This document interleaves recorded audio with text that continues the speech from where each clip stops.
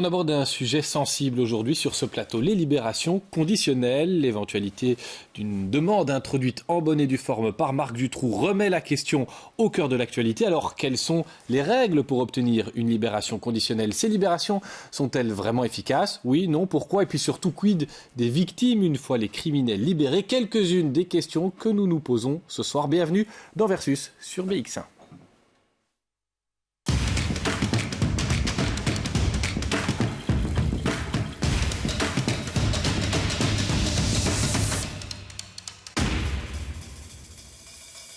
En janvier dernier, la Belgique comptait quelques 10 300 détenus et parmi eux, un certain Marc Dutroux qui, par l'intermédiaire de son avocat, s'apprête à demander une libération conditionnelle. Il n'en faut pas plus pour attirer énormément de réactions. Avec nous, Béatrice van der Smissen, vous êtes l'avocate des... Patricia van der Smissen, vous êtes l'avocate de Gino et Karine Russo et vous avez publié une carte blanche pour vous opposer à cette demande de libération. Quels sont les arguments qui font que vous trouvez que Marc Dutroux ne peut pas avoir ce que tant d'autres ont? Écoutez, d'abord, oui, je suis le conseil de Karine et Gino Russo. J'ai publié en complicité avec eux cette carte blanche. Les raisons pour lesquelles cette carte a été publiée, c'était surtout pour réagir à tout un mouvement médiatique initié par Marc Dutroux et son avocat pour préparer l'opinion à l'idée qu'il puisse être libéré. Alors, tout homme, toute femme condamnée à une peine privative de liberté peut, si elle respecte les conditions d'admissibilité, introduire une demande de libération conditionnelle, bien entendu. C'est le cas de Marc Dutroux, il remplit cette condition liée à la durée passée en prison. Il a 23... On va revenir tout à l'heure sur les conditions. D'accord. Sur ce dossier-là. Et donc sur ce dossier-là, ce qui a provoqué la rédaction de cette carte blanche, très brièvement, c'est essentiellement le fait que mes clients se sentent complètement instrumentalisés par les démarches de Marc Dutroux et de son conseil, dans la mesure où il a été annoncé à grand renfort publicitaire pendant plusieurs mois qu'une lettre allait être écrite au nom de Marc Dutroux par son avocat, ce qui a finalement été fait après plusieurs mois et plusieurs annonces médiatiques. Donc c'est quoi? C'est cet effet d'emballement médiatique qui... Il y a un emballement qui fait que... heurte les victimes. Ce qui heurte les victimes, c'est qu'on les... Excusez-moi l'expression, mais elles ont l'impression qu'on les prend vraiment pour des imbéciles, dans la mesure où il a été dit dans les médias que par l'envoi de cette lettre rédigée par son avocat, qui précise qu'il a bien soupesé chacun des mots, et je n'en doute pas, il a mûrement réfléchi la manière dont lui l'a écrite, mais ce n'est évidemment pas Marc Dutroux qui s'est exprimé, mais son avocat. Et donc, dans cette mesure-là, ce qui a choqué les parents, c'est le fait qu'on a laisser entendre que par l'envoi de cette lettre, une des conditions pour obtenir la libération conditionnelle était remplie. C'était l'attitude de Marc Dutroux par rapport aux victimes de ces crimes. Olivia Nederland, vous connaissez très bien ces questions de libération conditionnelle. Finalement, quelles sont les conditions qui permettent à un détenu, qu'il s'appelle Marc Dutroux ou autrement, d'obtenir une libération conditionnelle? Et est-ce que les conditions sont toujours les mêmes? Est-ce qu'on veille à ce qu'elles soient bien respectées chez nous? Alors donc, la décision d'octroyer une libération conditionnelle est prise par le tribunal de l'application des peines. Le fameux TAP. Le TAP, donc il y a des conditions qui sont prévues dans la loi, au nombre de 5. Donc il faut avoir des perspectives de réinsertion sociale, donc dire où est-ce qu'on va loger, qu'est-ce qu'on va faire comme occupation, quel suivi pour ces différentes problématiques on va mettre en place. Il faut aussi que le risque de récidive soit considéré comme pouvant être limité par l'imposition de différentes conditions, comme avoir un suivi, etc. Et il y a des contre-indications liées aux victimes, à savoir pas de risque d'importuner les victimes, l'attitude effectivement qu'on va avoir à l'égard des victimes, et le fait on a vraiment les moyens de vérifier tout cela. Les détenus qui sortent de prison, qui sont en libération conditionnelle, on ne peut pas leur mettre un agent derrière eux en permanence. Est-ce qu'on a les moyens de vérifier cela? Mais en fait, en prison, oui, on est surveillé de façon constante. Et alors, il y a un service au sein de la prison composé de psychologues et d'assistants sociaux qui rédige un rapport psychosocial qui a été pendant plusieurs heures d'entretien et de tests psychologiques parfois avec les personnes détenues. Donc, le TAP est avisé sur ces différentes indications. Puis la dernière contre-indication que je n'ai pas eu le temps de citer, le fait d'indemniser les victimes, ça, on sait vérifier assez facilement si des versements sont réalisés. Mais pour terminer, de répondre à la question, effectivement, ces conditions prévues par la loi sont interprétées de manière très différente par les 5 TAP belges. Et donc, il y en a certains qui ont d'autres exigences qui développent dans leur jurisprudence et d'autres pas. Donc, cela varie quand même d'un TAP à l'autre. Isabelle Blockmans et Claude Nobel, TAP, Tribunal d'application des peines, vous avez bien malgré vous appris à jongler avec ces expressions, ces institutions. Votre fille Laure a été assassinée par son petit ami en 2012. Il y a quelques mois, vous avez appris qu'il bénéficiait d'une libération. Est-ce que vous avez trouvé, vous, que ce TAP qui s'est penché sur votre dossier, celui de votre fille, a bien fonctionné? Est-ce que vous êtes rassuré par rapport justement à la possibilité de réinsertion du meurtrier de votre fille? C'est très compliqué parce qu'en fait, le fait qu'on puisse assister au TAP, c'est dans un but purement consultatif par rapport aux conditions. Donc on n'a rien à dire évidemment par rapport à la décision de libérer ou pas. Et donc nous sommes allés à tous les TAP, à la prison de Nivelles, là aussi où est Marc Dutroux. Et donc on a eu, en effet, d'abord je pense que c'est pas usuel que les victimes viennent. Et nous étions 8 parties civiles, donc on est arrivé dans ce TAP, c'était un peu quelque chose d'inhabituel pour eux. Et on s'est exprimé non seulement sur les conditions, mais on s'est aussi exprimé sur le fait, voilà, qu'ils sortent pas. Et vous avez eu l'impression d'être entendu là-dessus? On a été entendu humainement, mais ça ne sert à rien, puisque de toute façon, ils ne peuvent pas tenir compte de ce qu'on dit. Et donc, c'est très compliqué parce qu'on se sent vraiment floué, c'est-à-dire qu'on a un peu l'impression qu'on joue avec nos pieds en disant, voilà, venez vous exprimer. Et je pense que, moi, je trouve qu'on a dit des choses extrêmement importantes, mais qui n'ont pas été entendues.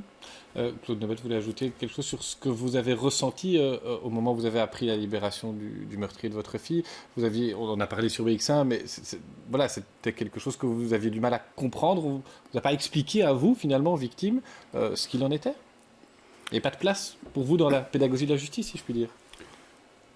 Mais écoutez, pendant les 7 ans et demi où nous avons été dans les affaires pénales, je peux vous assurer qu'il n'y a aucune place pour les victimes. Aucune. On vous entend éventuellement, on vous donne la parole, mais c'est de la bienséance. Je veux dire, la justice est organisée de telle façon qu'au pénal, les parties civiles ne peuvent rien dire. Au-delà de ça, en jeunesse, par exemple, les parties civiles ne peuvent pas consulter le dossier d'enquête, alors que l'avocat de la défense peut le faire. Mesdames, peut-être l'une de vous deux, vous êtes avocate, vous l'avez été. C'est vrai, les victimes, les parties civiles, elles comptent pour du beurre dans des processus comme celui-là chez nous? Vous parlez du processus Oui, de l'enquête. oui.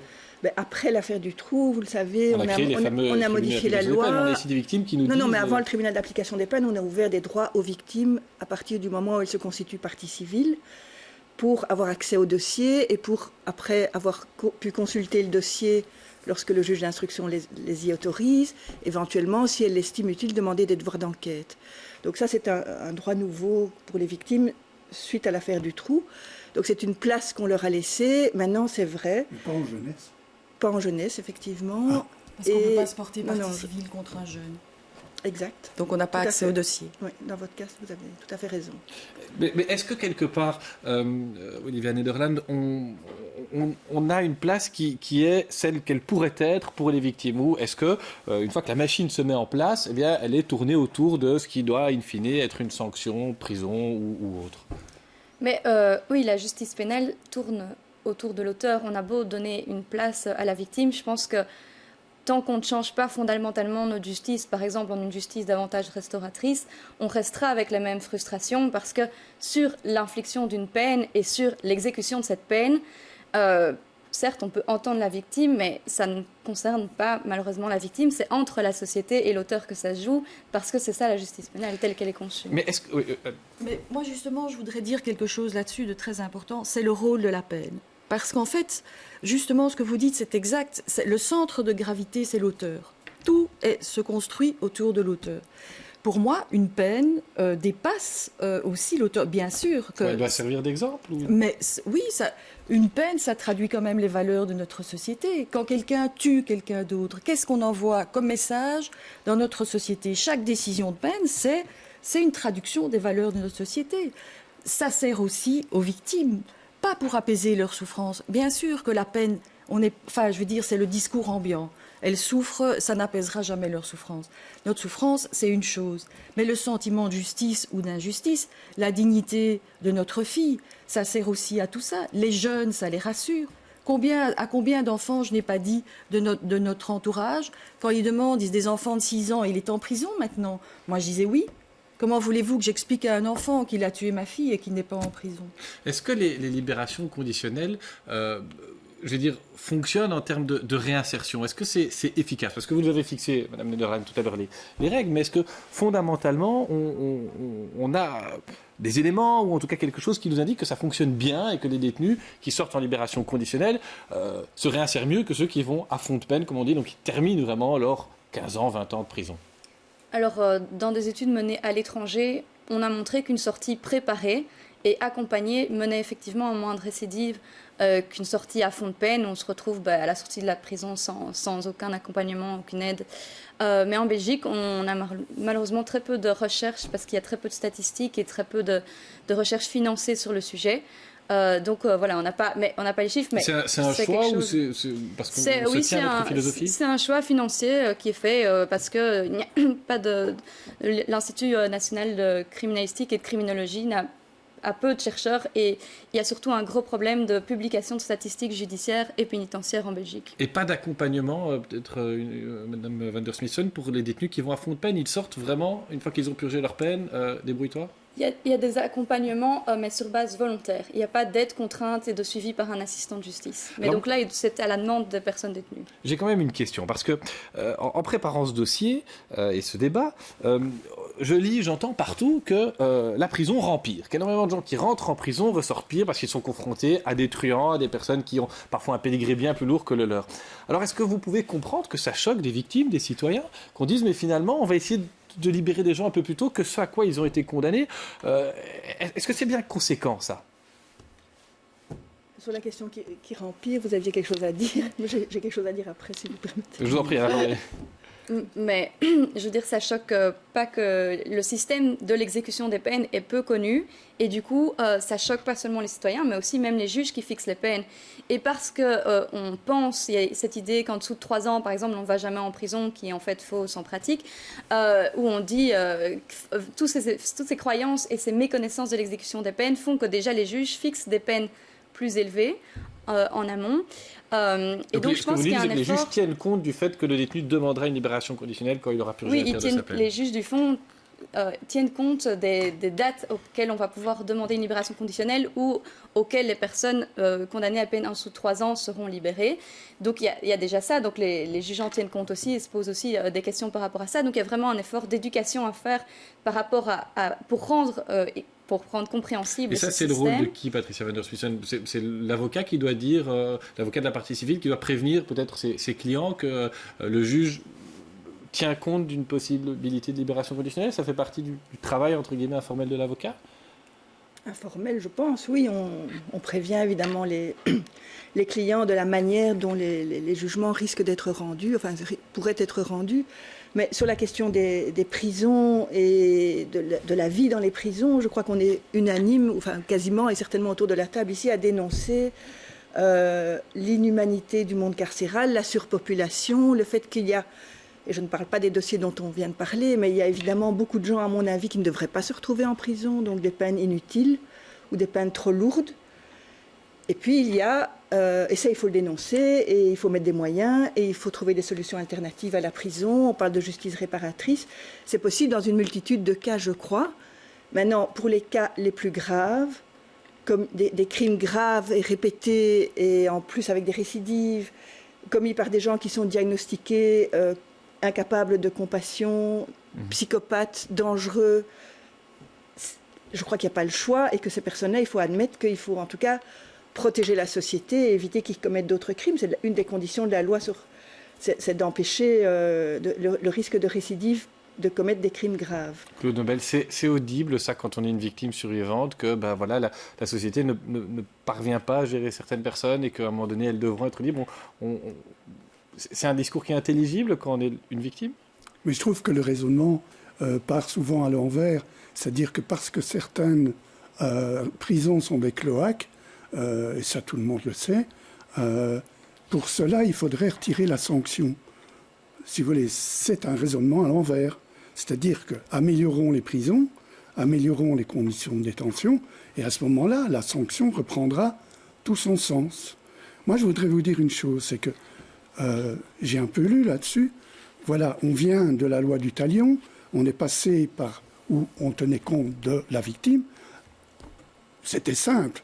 Vous tuiez quelqu'un, on vous coupait la tête. Oui, la peine de mort a été abolie il y a longtemps. C'était vraiment... Vous remontez loin dans l'histoire. Puis il y a eu le Code Napoléon, et puis tout ça a fait une grande évolution au niveau des lois. Et on est passé à 180 degrés, c'est-à-dire qu'on est parti d'une barbarie qui était à la loi du talion, on est arrivé à une autre barbarie à l'heure actuelle, c'est qu'on ne tient plus compte que de l'auteur. Réaction ? Oui, si vous permettez, je rebondis à ce qu'on disait tout à l'heure, en fait, avant d'être sur le plateau, mais moi, il y a quelque chose, et je partage votre avis à ce sujet-là, qui m'a toujours fort choquée. C'est le fait que les victimes, les familles des victimes, parce que les victimes, ce sont les enfants qui ont été tués dans les dossiers qui nous occupent, les familles des victimes sont tenues à l'écart du débat sur la peine. Alors, je comprends parfaitement, et c'est tout à fait légitime, c'est pas elles qui doivent décider, évidemment, d'une peine. Sinon, mais qu'on les tienne à la loi du talion. Voilà, et encore pas dans tous les cas, je pense. Mais effectivement, ça c'est inadmissible. Par contre, qu'on les entende, et surtout qu'on les entende au moment où il est question d'accorder une libération conditionnelle, qui est effectivement, qui dérive, c'est un mode d'exécution de la peine. Ce que nous disait Claude Nobès et Isabelle Bloch-Blanc, vous allez avoir la parole dans un instant, mais c'est que finalement, ils peuvent parler, mais ils ne pèsent pas dans le processus. Non, justement, ce que je voulais vous dire, c'est que pourquoi est-ce qu'ils ne pèsent pas dans le processus, c'est ce qu'on dit souvent et qui est insupportable, c'est le fait que les victimes seraient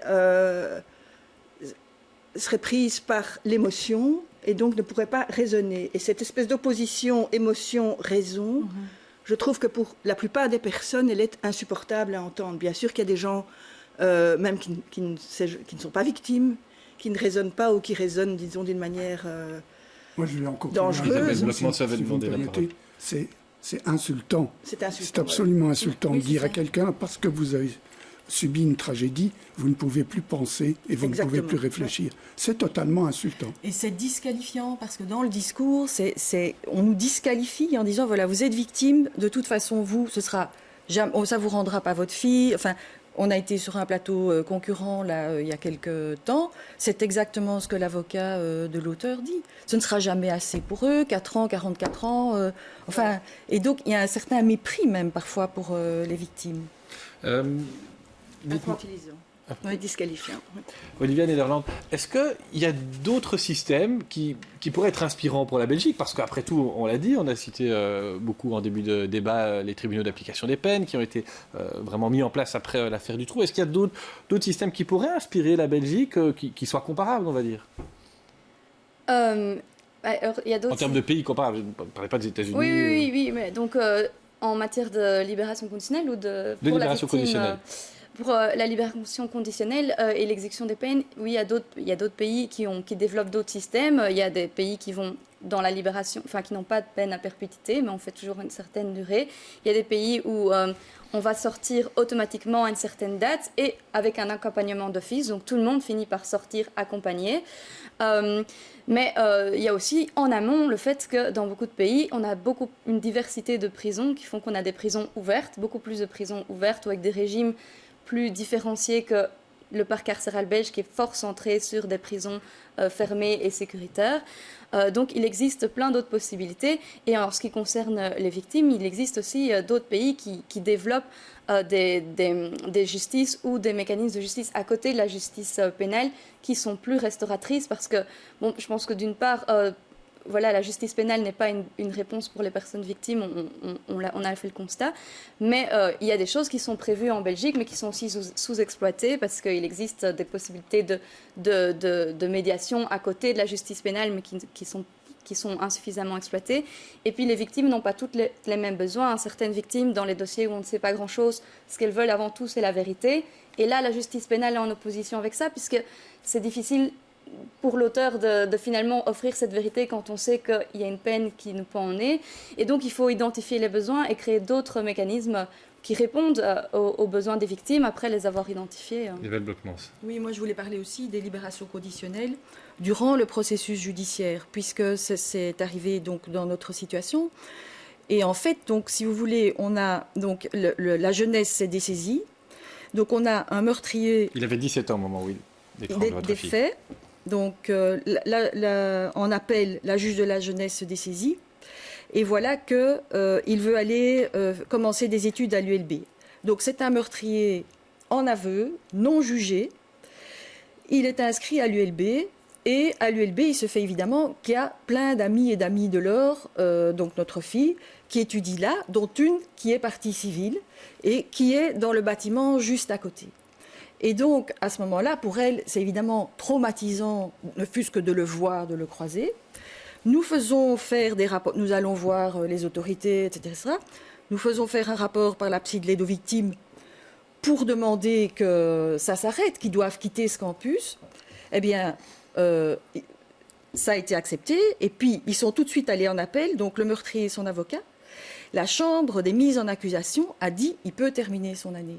Moi, que ça, c'est vraiment... Ça montre à quel point ils sont déconnectés de la réalité, alors que ce sont des filles qui font des crises d'angoisse, qui ont des cauchemars, qui vont plus à certains cours pour favoriser la réinsertion de l'auteur. Je reviens avec cette question que je vous ai posée, mais je voudrais vraiment une réponse. Est-ce qu'on a les moyens d'appliquer les conditions d'une libération conditionnelle? Ici, il était en basculement entre le tribunal de la jeunesse et la justice civile pour adultes. Mais est-ce qu'aujourd'hui, dans notre système judiciaire, on a les moyens, est-ce qu'on se donne les moyens de faire appliquer des conditions d'une libération conditionnelle?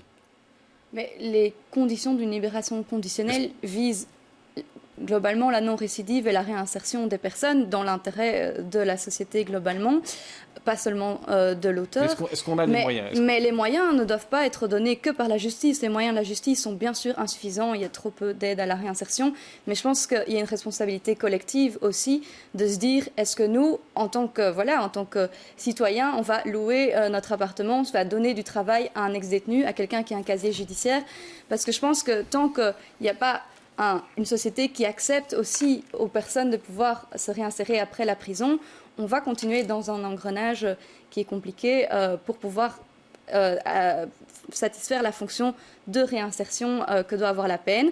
Et à côté de ça, la peine a aussi une fonction de réparation, et c'est pour ça envers les victimes, et c'est pour ça qu'il y a des conditions que le TAP peut prendre en compte, comme les interdictions géographiques demandées par les victimes. Donc ici, elle n'a pas été entendue. Dans ma recherche, j'entends généralement qu'elles sont entendues par, par les TAP.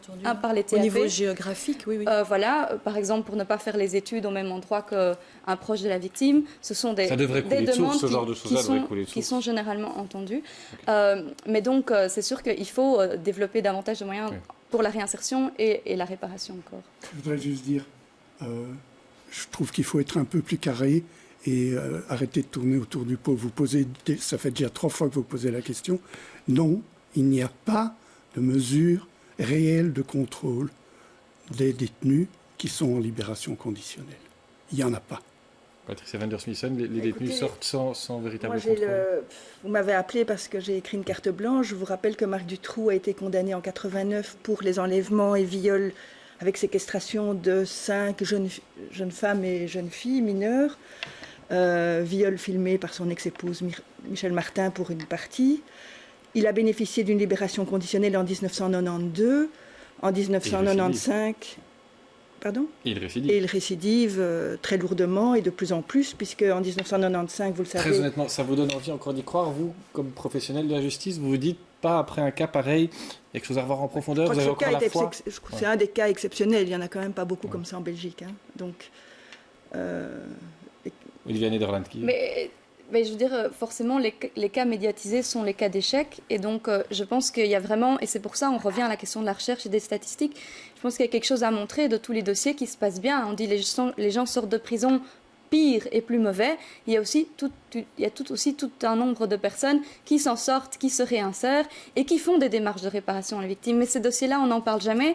Et donc, je pense qu'il y a vraiment quelque chose à faire à ce niveau-là aussi. Et peut-être sur le plan médiatique aussi. On arrive au terme de ce débat. Claude Nobel, Isabelle Blockmans, qu'est-ce que vous retiendrez finalement aujourd'hui? Vous continuez votre combat via notamment la Fondation au nom de votre fille. C'est aussi une manière de se reconstruire. C'est peut-être un conseil que vous pouvez donner à des victimes qui nous regarderaient aujourd'hui pour aller de l'avant? Non, moi je ne donnerais pas ce conseil. Je pense que chacun doit trouver ce qui peut éventuellement l'aider. Mais vous savez, la Fondation, pour moi, c'est pas quelque chose... Enfin, ce que je veux dire, c'est que la souffrance, c'est la souffrance, et celle-là, je pense qu'elle ne partira jamais. Tout ce qu'on fait à côté, c'est simplement essayer de donner un sens à quelque chose qui, de toute façon, n'en a aucun. Voilà. Merci beaucoup. Olivia Nedran, pardon, peut-être une conclusion pour rappeler le sens de ce qui, pour vous, n'est pas qu'une analyse, c'est aussi un combat, un engagement, en tout cas. Oui, c'est un engagement, mais ce que je retiens, puisqu'on est dans un débat, c'est que c'est sûr que je pense que la justice pénale ne satisfait pas les demandes des personnes victimes et qu'il faut absolument réfléchir à des mécanismes de réparation et de justice plus réparatrices que ce qu'on fait pour l'instant. Patricia van der Smissen, mot pour conclure. J'abonde dans ce sens et je dirais juste que pour lutter contre l'inhumanité du monde carcéral et toutes les dérives et les manques de moyens, Dutroux, pour moi, c'est le pire des étendards, puisqu'à l'évidence, il ne remplit pas les conditions pour obtenir cette libération conditionnelle. Merci à tous les quatre d'être venus sur le plateau de Versus sur BX1. La semaine prochaine, un autre débat, d'autres invités. À très bientôt.